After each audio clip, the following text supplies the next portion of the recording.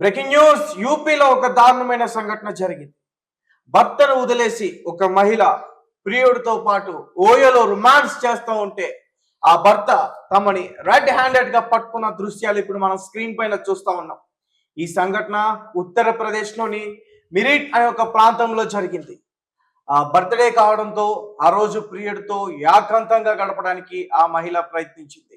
అయితే ఈ విషయం తెలుసుకున్న భర్త ఎప్పటి నుంచో కూడా తన పైన అనుమానాలు ఉన్నాయి. కానీ పిల్లలు ఇబ్బంది పడకూడదని, పిల్లల భవిష్యత్తు పాడవకూడదని చెప్పి అతను ఈ విషయాన్ని తనలోనే దాచుకున్నాడు. ఇక లాభం లేదు.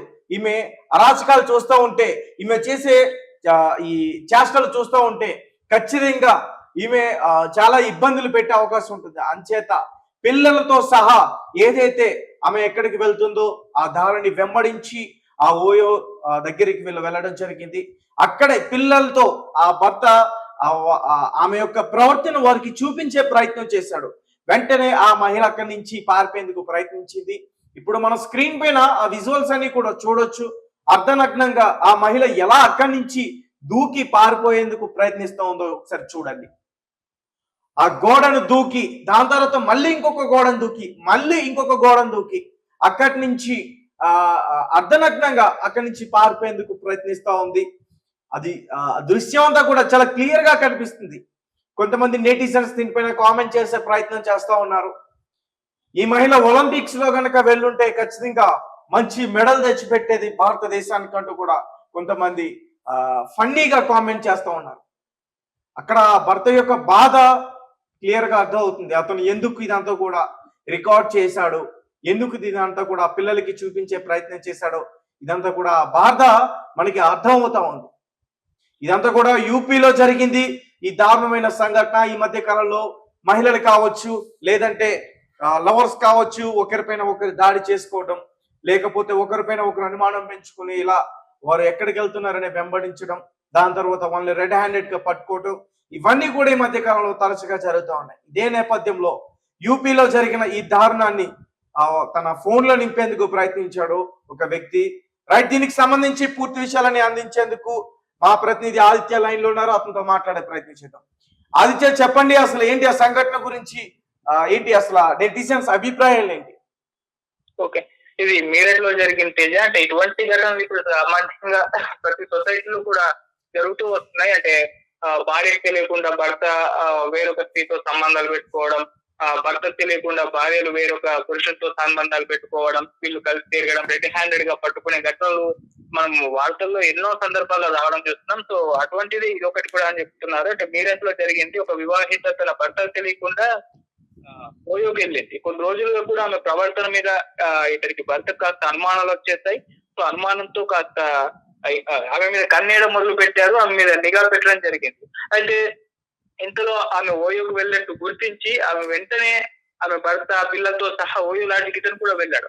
భర్తను చూడగానే ఆమె మహిళ మరో రూమ్ నుంచి ఒకటే పరుగులు తీసింది. ఇది ఏ రకంగా పరుగులు తీసిందంటే గోడలు దూకేస్తూ పరుగులు పెట్టడం జరిగింది. సో ఇప్పుడు ఆ వీడియో విపరీతంగా వైరల్ అవడంతో అక్కడ నెటిజన్స్ నుంచి కొన్ని రకాల కామెంట్స్ వినిపిస్తున్నాయి. అదేంటంటే ఒకవేళ ఒలింపిక్స్ లో పార్టిసిపేట్ చేస్తే గోల్డ్ మెడల్ వస్తుండేదేమో ఈమెకు అన్నట్టుగా కామెంట్లు అయితే చేస్తున్నారు. సో ఆ రకంగా వీడియో వైరల్ అయిపోతుంది. అయితే కొంతమంది దీన్ని సామాన్యంగా జరిగే ఇన్సిడెంట్ గానే చూస్తున్నారు. ఈ మధ్య కాలంలో ఎఫర్ట్స్ పెరిగిపోవడం, వివాహేతర సంబంధాలు పెరిగిపోవడం రొటీన్ అయిపోయాయి. సో దొరికితే దొంగ, లేకుంటే ఉత్తముడు అన్నట్టు ఏదో సామెత ఉంటుంది, అటువంటి సామెతలే చెప్తున్నారు.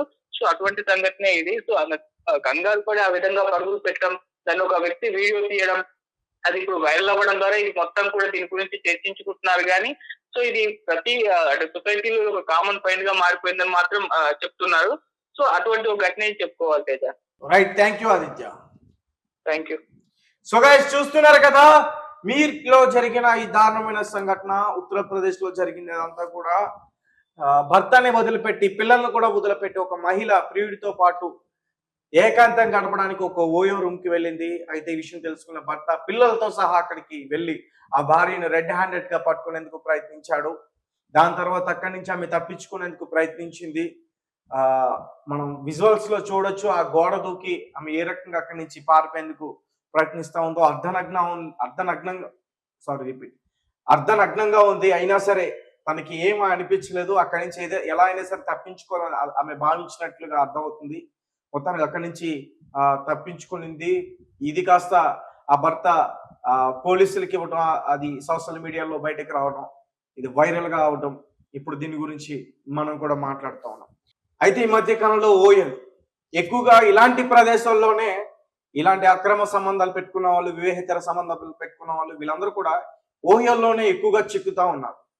అంటే విపరీతంగా పెరిగిపోయిన ఓయోలు ఇటు హైదరాబాద్ రాష్ట్రంలో కూడా విపరీతంగా విచ్చలవిడిగా ఓయోలు. ఒక ఆధార్ కార్డు తీసుకెళ్ళిస్తే చాలు, మేజర్లు అయ్యి ఆధార్ కార్డు ఇస్తే ఓయోలోకి అలౌ చేస్తారు. ఎప్పటి నుంచో చాలా మంది కూడా, కొంతమంది జర్నలిస్టులు కూడా ఫైట్ చేస్తా ఉన్నారు. ఇది చాలా ఇబ్బంది, ఇది ఇలాంటి కాలేజీలు ఉన్న ప్లేసెస్ లో కానీ, లేడీ హాస్టల్స్ ఉన్న ప్లేసెస్ లో కానీ, బాయ్స్ హాస్టల్స్ ఉన్న ప్లేసెస్ లో కానీ ఇలాంటి ఓయోలు పెట్టడం వల్ల చాలా ఇబ్బందులు అయ్యే అవకాశం ఉంటుంది. స్టూడెంట్స్ మైండ్ సెట్ మారే అవకాశం ఉంటుంది. దీనిపైన చర్యలు తీసుకోవాలంటే ఇప్పటికీ చాలా మంది ప్రముఖులు, జర్నలిస్టులు చాలా మంది ఫైట్ చేస్తారు, కానీ ఎవరు కూడా దీనిపైన పట్టించుకునే పరిస్థితి అయితే లేదు. అండ్ ఈ ఓయోల వల్ల ఖచ్చితంగా ఫ్యూచర్ అయితే పాడవుతుంది. ఎందుకంటే ఓయో రూమ్స్ ఇవి ప్రేమికులకి అడ్డాగా మారిపోయినాయి. ఆ ఓయోకి వెళ్ళి ఏకాంతంగా ఎంజాయ్ చేయడం, శారీరకంగా సుఖం పొందడం, దాని తర్వాత మహిళని వదిలేయటం, లేదంటే ఆ అబ్బాయిని వదిలేయడం, ఇటువంటి చాలా చెప్పుకుంటూ పోతే ఇటువంటి చాలా జరుగుతూ ఉన్నాయి. సో కాబట్టి ఇలాంటి ఓయోల వల్ల కొన్ని జీవితాలు నాశనం అవుతున్నాయి, పాడవుతున్నాయి అనేది మరొకసారి రుజువైంది. దీనిపైన మీ కామెంట్స్ ఏంటి, మీరేం మాట్లాడతారు? మాకు ఖచ్చితంగా కింద కామెంట్ సెక్షన్ లో మీ విషయాన్ని తెలియపరచండి. Thank you for watching. Thank you so much.